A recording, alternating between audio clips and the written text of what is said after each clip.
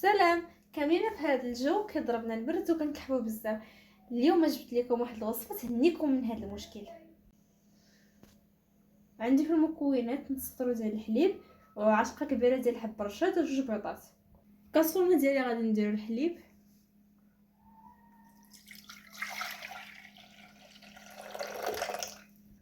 ونضيفو حب الرشاد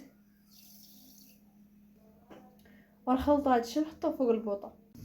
غنخلي الحليب ديالنا حتى يغلى مزيان. في هاد الاثناء غادي نطربو البيض.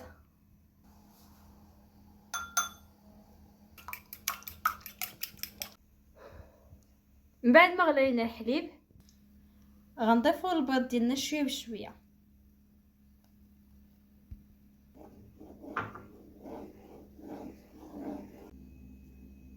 الحليب ديالنا من بعد ما وشد شربوه قبل ما تنعسو وتغطاو مزيان بالصحه والراحه.